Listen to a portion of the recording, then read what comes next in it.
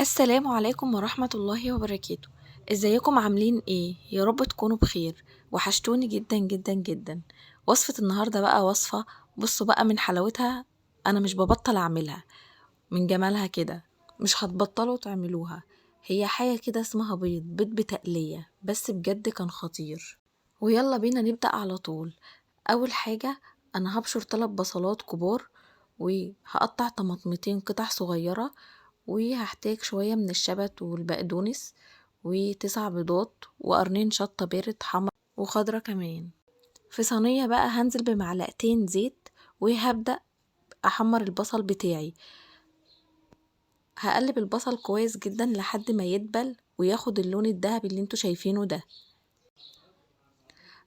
وبعد كده هنزل بالطماطم بتاعتي، وبعدين هنزل بالشطة الحمرا والخضرة والبهارات.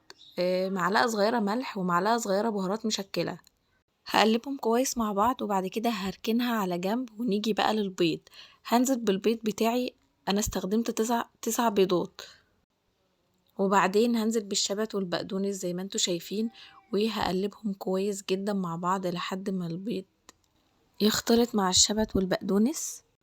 هنقلب كويس جدا كده. وبعد كده هنزل بنص كوباية صغيرة من الدقيق. نص كوباية قد شوية دول كده، يعني معلقتين 3 من الدقيق كده. وهنزل بمعلقة صغيرة من البيكنج باودر، وهقلب كل المكونات دي مع بعض بس لحد ما يبقوا بالشكل ده. وبعد كده هنزل بالخليط اللي عملته اللي هي التقلية، وهقلبها كويس جدا مع البيض. ولو عجبكم الفيديو ما تنسوش تعملوا لايك واشتراك في القناة. وهنا بعد ما قلبناهم كلهم مع بعض، وفي صينية هنزل بيه 3 أو 4 معالق من الزيت، وبعد كده هنزل بالخليط وهسويه كده في الصينية. هسويه كويس بشكل حلو. وبعد كده هدخله الفرن على درجة حرارة 180 على الشبكة اللي تحت.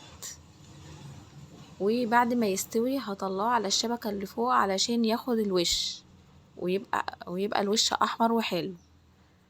وهنا بعد ما خد الوش الاحمر واستوى، شايفين شكله عامل ازاي؟ شكله كان تحفة. هقطع البيض بقى قطع بالشكل ده، بالشكل اللي انتوا شايفينه ده. وبس كده. وبكده نكون خلصنا وصفة النهاردة. كانت وصفة جميلة جدا وسهلة، وبجد كان طعمها تحفة. وطبعا لو عجبكم الفيديو ما ننساش نعمل لايك واشتراك في القناة. واشوفكم في فيديو جديد، والسلام عليكم ورحمة الله وبركاته.